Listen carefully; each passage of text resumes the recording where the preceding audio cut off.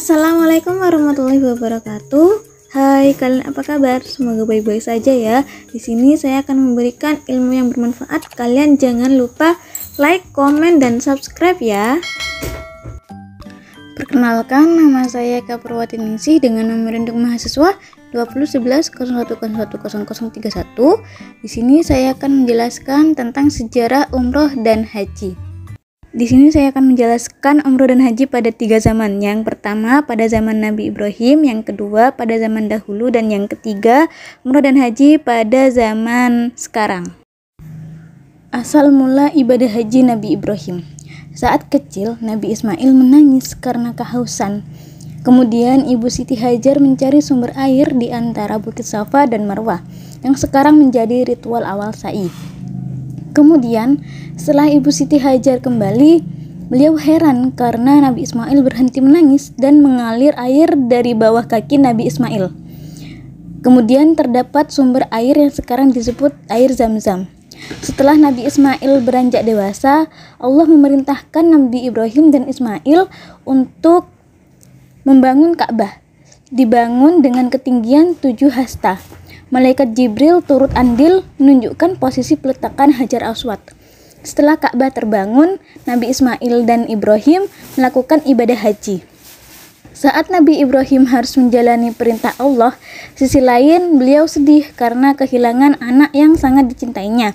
Nabi Ismail rela karena dikorbankan jika memang perintah dari Allah.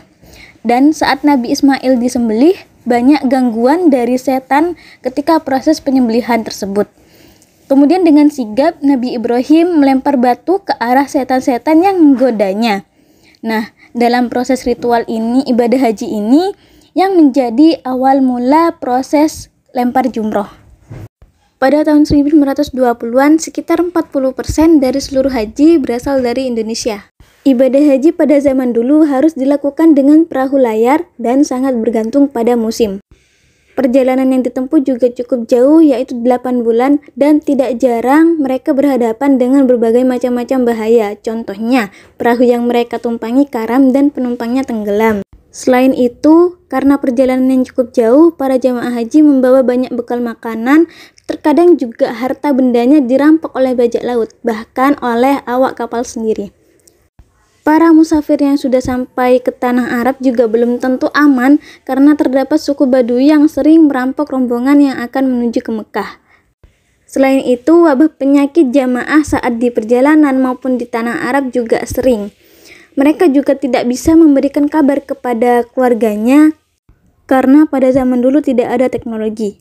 Jadi ketika berangkat haji pada zaman dulu direlakan ketika meninggal saat perjalanan maupun di tanah Mekah karena perjalanan yang cukup jauh selama 8 bulan dan cukup membahayakan sehingga kemungkinan untuk kembali ke Indonesia sangat kecil. Di era Kiai Haji Hasyim Asy'ari, setelah Indonesia merdeka, tidak mendapatkan pengakuan kedaulatan.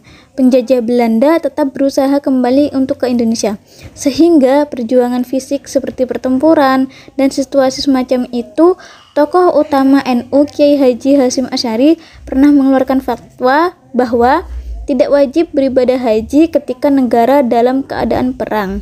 Fatwa tersebut menjadi maklumat Menteri Agama nomor 4 tahun 1947 menyatakan bahwa ibadah haji dihentikan selama negara dalam keadaan genting.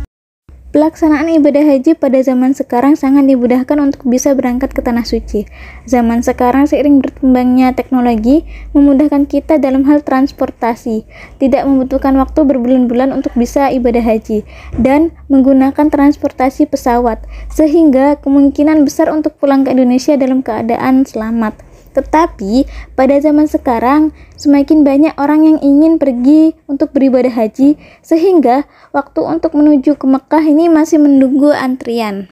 Lama antrian ibadah haji selama 30 tahun dan paling cepat 15 tahun. Sekian penjelasan dari saya, kurang lebihnya mohon maaf. Wassalamualaikum warahmatullahi wabarakatuh.